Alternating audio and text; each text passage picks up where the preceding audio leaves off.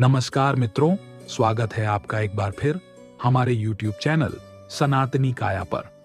मित्रों, एक बार देवर्षि नारद यमलोक में जाते हैं। नारद जी को देखकर यमराज उनका स्वागत करते हैं और कहते हैं, आइए देवर्षि, आज यमलोक में आने का क्या प्रयोजन है? अवश्य ही कोई महत्वपूर्ण समाचार लेकर आए होंगे। आप देवर्षि कहते हैं, हे धर्मराज, आज मैं कोई समाचार लेकर नहीं आया हूं, बल्कि आपके पास एक शंका लेकर आया हूं। कृपया आप मेरी इस शंका का समाधान कीजिए। यमराज कहते हैं, हे नारद मुनि, निसंकोच होकर कहिए, आपकी जो भी शंका हो उसका समाधान मैं जरूर करूंगा। देवर्षि नारद कहते हैं, हे धर्मराज, मैं पृथ्वी लोक का भ्रमण कर रहा था तो मैंने अनेक बालकों की मृत्यु होते देखा है। अनेक बालकों की तो मां की कोख में ही मृत्यु हो जाती है। हे यमराज, कृपया मुझे बताने की कृपा करें कि किस कारण से एक स्त्री का गर्भ गिर जाता है, किस कारण से एक माता को संतान को खोने का दुख सहन करना पड़ता है। तब धर्मराज कहते हैं, हे देवर्षि, आपने जन कल्याण हेतु उचित ही प्रश्न किया है। मनुष्य के पूर्व जन्म के कर्म के अनुसार ही उसे दूसरे जन्म में दुख भोगने पड़ते हैं, किंतु गर्भवती स्त्री का गर्भपात होने के पीछे उसके द्वारा इसी जन्म में किए हुए पाप होते हैं। एक गर्भवती स्त्री को गर्भ धारण करने के बाद कुछ काम नहीं करने चाहिए। यदि वह स्त्री वह काम करती है तो निश्चित ही उसका गर्भपात हो जाता है। इस विषय में एक प्राचीन कथा है जो मैं आपको सुनाता हूं। आप इस कथा को ध्यान से सुनिए। जो भी इस कथा को पूरा सुनता है, मैं उसके कई सारे अपराध माफ करता हूं। तब देवर्षि कहते हैं, हे धर्मराज, मैं इस कथा को पूरा अवश्य सुनूंगा। कृपया आप मुझसे वह कथा कहिए। तब यमराज देवर्षि को कथा सुनाने लगते हैं। हे देवर्षि, पूर्व काल की बात है। मध्य देश में नगरी थी। उस नगरी में एक धनराज नाम का एक सेठ रहता था, जो बहुत अधिक धनवान था। उसके घर में किसी चीज की कोई कमी नहीं थी। उसकी एक पुत्री थी जिसका नाम उर्मिला था। उस सेठ ने अपनी पुत्री का विवाह एक दूसरे नगर में रहने वाले वैश्य के पुत्र के साथ कर दिया। उर्मिला अपनी पति के साथ रहने के लिए ससुराल में चली गई। ससुराल में जाने के बाद उसके ससुराल वाले उर्मिला के साथ बहुत प्रेम और सम्मान के साथ आचरण करने लगे। उर्मिला अपने ससुराल में बहुत प्रसन्न थी। उर्मिला की सास का नाम सुनंदा था, जो स्वभाव से अत्यंत क्रूर और दुष्ट स्वभाव की थी। उर्मिला दहेज में बहुत सारा धन लाई थी। इस कारण से सुनंदा उर्मिला का झूठ मूठ का सम्मान करती थी, उससे मीठी मीठी बातें करती थी और अपने मायके से कुछ ना कुछ लाने को कहा करती थी। उर्मिला अपनी सास की बात मानकर अपने पिता से कहकर घोड़े, गाय, भैंस, अनाज, वस्त्र आदि चीजें मंगवाया करती थी और उसके पिता भी सब कुछ खुशी खुशी उसे दे भी दिया करते थे। उर्मिला की सास का लालच बढ़ता ही जा रहा था। वह उर्मिला के मायके का सब कुछ हड़पना चाहती थी, लेकिन भोली भाली उर्मिला इस बात से अनजान थी। वह उसकी सास की मीठी मीठी बातों से जल्दी ही प्रसन्न हो जाती और उसकी हर बात को मान लिया करती थी। उर्मिला का पति संजय स्वभाव से भोला भाला था और अपनी मां की आज्ञा का पालन करता था। उसकी माता ने बचपन से ही अपने पुत्र संजय को पूरी तरह से वश में किया हुआ था, इसीलिए संजय कभी अपनी मां की आज्ञा का उल्लंघन नहीं करता था। उर्मिला को उसके ससुराल में सभी का बहुत प्रेम मिलने लगता था, जिससे उर्मिला बहुत ही खुश रहने लगी थी। उसके पिता भी उर्मिला को खुश देखकर बहुत प्रसन्न थे और वे अपनी बेटी को प्रसन्न देखने के लिए हर वस्तु का त्याग करने के लिए तैयार थे। इस प्रकार से अनेक माह बीतने के बाद उर्मिला गर्भवती हो गई। जब यह बात उसकी सास को पता चली तो वह बहुत ही खुश हो गई। उसने तुरंत ही उर्मिला के माता पिता को इस बात की सूचना दी और साथ ही बड़ी बड़ी वस्तुओं की मांग की। उर्मिला के पिता इस समाचार को सुनकर प्रसन्न हुए और फिर वे बहुत सारे वस्त्र, अन्न धान्य, मिठाइयां और आभूषण लेकर उर्मिला के ससुराल में पहुंच गए। वहां पर उनका बड़े प्रेम और आदर के साथ स्वागत किया गया। उर्मिला भी अपने पिता को देखकर बहुत प्रसन्न हुई। फिर कुछ समय रुककर उर्मिला के पिता उसी दिन अपने घर लौट गए।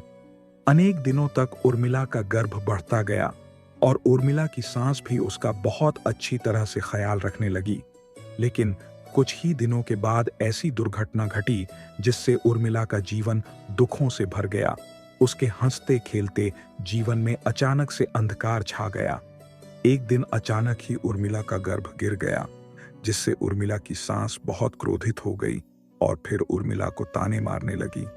अरे पापिनी, तूने कौन सा पाप किया है, कुल का नाश करने वाली कलंकिनी। तूने अपने ही बच्चे को खा लिया, जन्म देने से पहले ही उस बच्चे को मार डाला। इस प्रकार से उर्मिला की सास उसे बहुत ताने मारने लगी, जिससे उर्मिला दुखी और उदास हो गई और कहने लगी, सासू माँ, इसमें मेरा क्या दोष है? मुझे समझ में नहीं आ रहा कि ऐसा किस लिए हुआ।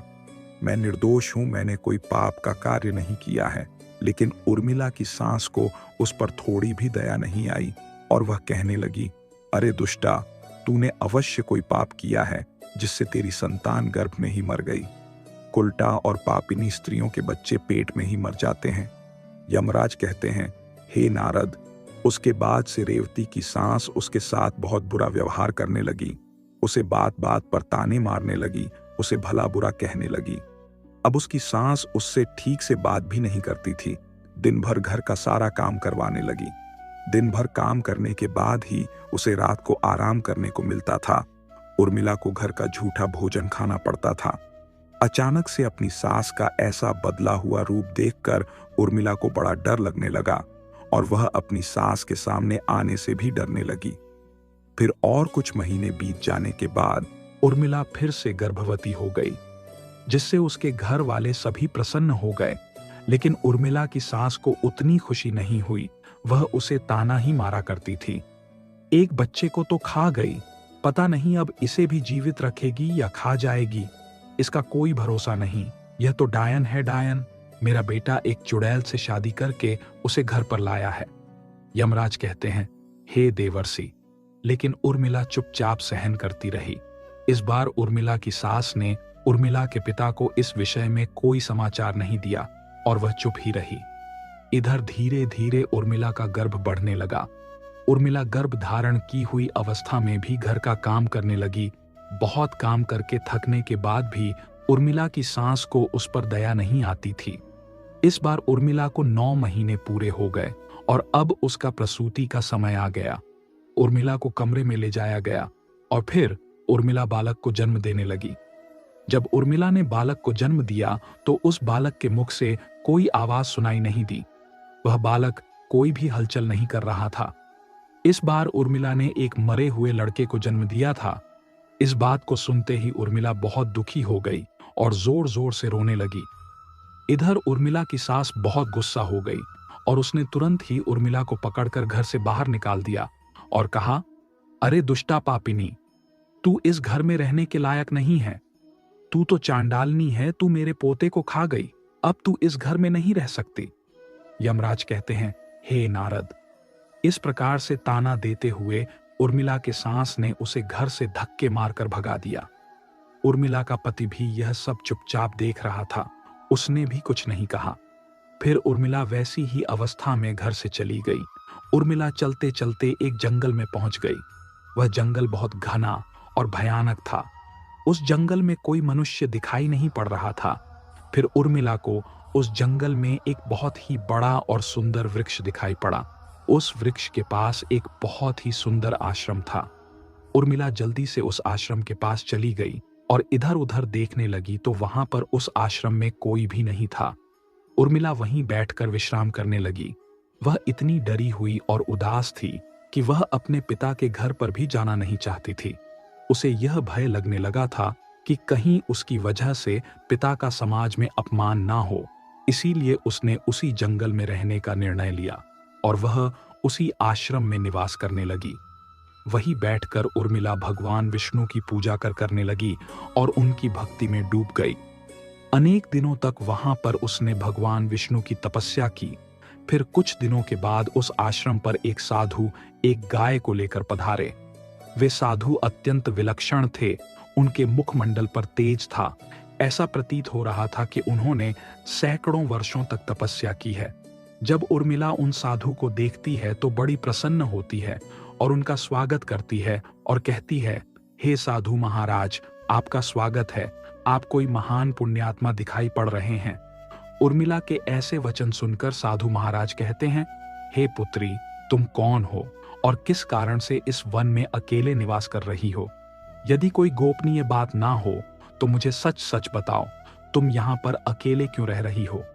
तुम्हारे पति कहाँ पर है और तुम्हारे दुख का क्या कारण है? तब उर्मिला कहती है, हे साधु महाराज, मैं अत्यंत दुखी हूं और मेरी सासू मां ने मुझे घर से निकाल दिया है, इसीलिए मैं इस वन में निवास कर रही हूं। साधु कहते हैं, हे पुत्री, तुम्हारी सास ने ऐसा क्यों किया? किस कारण से तुम्हें घर से निकाल दिया है? तब वह उर्मिला कहती है, हे साधु महात्मा, मेरी पहली संतान गर्भ में ही नष्ट हो गई और जब मैंने दूसरी संतान को जन्म दिया तो वह मरी हुई थी।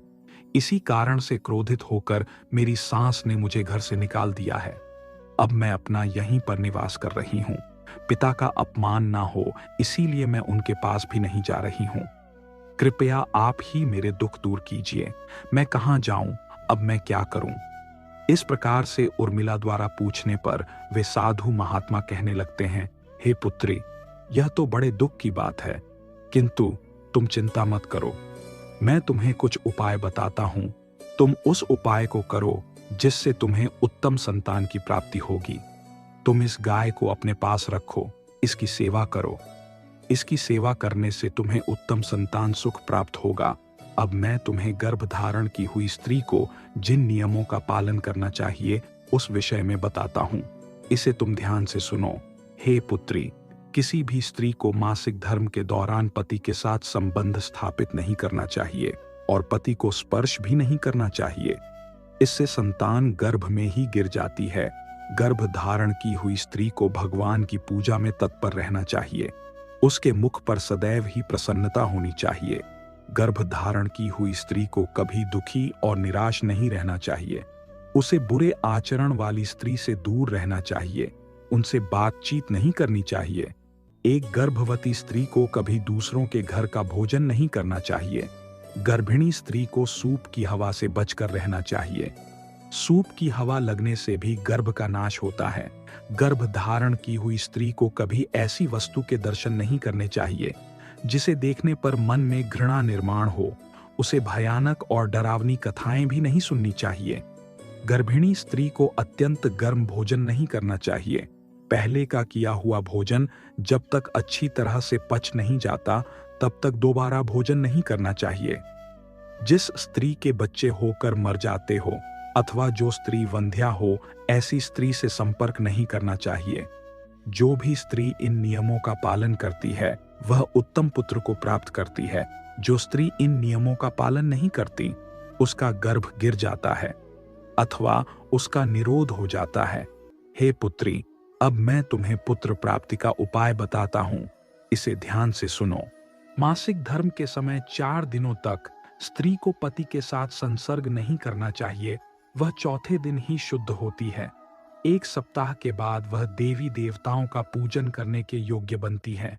संबंध बनाते समय स्त्री और पुरुष के मन में जैसी कल्पना होगी वैसा ही गर्भ उत्पन्न होगा, इसमें संदेह नहीं है।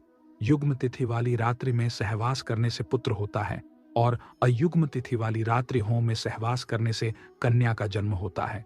युग्म तिथि का अर्थ होता है द्वादशी, चतुर्दशी, षष्ठी, अष्टमी, दशमी और अयुग्म तिथियां होती हैं एकादशी, त्रयोदशी, पंचमी, सप्तमी और नवमी। रथ काल में पहले सप्ताह को छोड़कर दूसरे सप्ताह में स्त्रियों को सहवास करना चाहिए। स्त्रियों का ऋतुकाल 16 रात्रियों का होता है। यदि स्त्री मासिक धर्म के बाद 14वीं रात्रि में सहवास करती है तो उस गर्भ से गुणवान, भाग्यवान, धनवान तथा धर्मनिष्ठ पुत्र का जन्म होता है। रथकाल के 5वें दिन स्त्रियों को कटु, तीक्ष्ण और गर्म भोजन का परित्याग करके मधुर अर्थात मीठा भोजन करना चाहिए, क्योंकि स्त्रियों की कोख औषधि पात्र होती है और पुरुष का बीज अमृत तुल्य होता है। इसीलिए स्त्रियों को सहवास से पहले तीखा, कड़वा और गर्म भोजन नहीं करना चाहिए।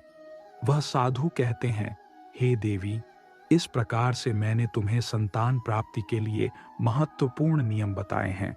तुम इन नियमों का पालन करो, तुम्हें उत्तम संतान सुख प्राप्त होगा। फिर उर्मिलत कहती है, हे मुनिवर, इस समय पर मेरे पति देव मेरे पास नहीं हैं, तो मेरा उनसे मिलन कैसे होगा? और किस प्रकार से मुझे संतान सुख प्राप्त होगा। साधु महात्मा कहते हैं, हे पुत्री, तुम अभी से इस गौ माता की सेवा करो, तुम्हारा पति स्वयं चलकर तुम्हारे पास आ जाएगा। इतना कहकर वे साधु महात्मा उस स्थान से अंतर्ध्यान हो जाते हैं। उन साधु को अचानक से अदृश्य हुआ देखकर उर्मिला आश्चर्यचकित हो जाती है। उसे समझ में आ जाता है कि साक्षात भगवान ही उसे दर्शन देने आए थे। फिर उर्मिला नित्य उस गाय की सेवा करने लगती है। रोज सुबह उठकर वह गाय को चारा डालती है और भगवान विष्णु की आराधना करने लगती है। उधर उर्मिला के पति को सपने में साक्षात भगवान विष्णु आकर उसे दर्शन देते हैं और उसे उसकी पत्नी के पास जाने की आज्ञा देते हैं। उर्मिला का पति दूसरे दिन जागते ही अपनी पत्नी को खोजता हुआ उस वन में चला जाता है। फिर उसे उस जंगल में एक आश्रम दिखाई पड़ता। यह तो वह उस आश्रम के पास जाता है तो उसे उसकी पत्नी उर्मिला दिखाई पड़ती है। वह अपनी पत्नी को देखकर बहुत प्रसन्न हो जाता है। फिर वह भी अपनी पत्नी के साथ उसी वन में निवास करने लगता है। कुछ दिनों के बाद उर्मिला का रथ काल आता है और वह उन साधु महात्मा के द्वारा बताए हुए नियमों का पालन करते हुए अपने पति के साथ सहवास करती है। उसके पति के मिलन से उर्मिला पुनः गर्भ धारण कर लेती है और फिर 9 महीने तक वह गर्भ उसके अंदर बढ़ने लगता है। फिर 9वें महीने के बाद उर्मिला को एक अत्यंत सुंदर पुत्र रत्न की प्राप्ति होती है, जिसे पाकर उर्मिला और उसका पति दोनों बहुत प्रसन्न होते हैं। पुत्र का जन्म होने के बाद वह गाय भी उस स्थान से अदृश्य हो जाती है। इस चमत्कार को देखकर उर्मिला और उसका पति दोनों अचंभित हो जाते हैं। फिर वे तीनों अपने घर चले जाते हैं। उधर उर्मिला की सास अपने पुत्र को उर्मिला के साथ एक बच्चे को लेकर आता हुआ देखकर बहुत प्रसन्न हो जाती है और उससे पूछती है, हे बहू, यह तुमने कैसे किया? किस कारण से तुम्हें पुत्र की प्राप्ति हुई? फिर उर्मिला अपनी सास को सारी हकीकत बता देती है। उर्मिला की सास को इस बात पर विश्वास नहीं होता है तो वह पूछती है कि वह स्थान कहाँ पर है। उर्मिला अपनी सास को उस स्थान के बारे में बता देती है। फिर दूसरे दिन उर्मिला की सास चुपचाप अकेले ही उस स्थान पर चली जाती है और उस चमत्कारी साधु की राह देखने लगती है। उसके मन में लालच होता है। वह सोचती है कि जब वे साधु आएंगे तो मैं उनसे कोई अनमोल वस्तु भेंट में मांगूंगी। अनेक दिन बीतने के बाद भी वह साधु नहीं आता तो वह बहुत गुस्सा हो जाती है। उसी क्षण उस स्थान से एक राक्षसी जा रही होती है। जब वह राक्षसी उर्मिला की सास को उस आश्रम के पास खड़ा हुआ देखती है तो वह तुरंत उसके पास जाती है और कहती है, अरे वाह, आज मेरे लिए इस जंगल में ताजा ताजा भोजन आया है।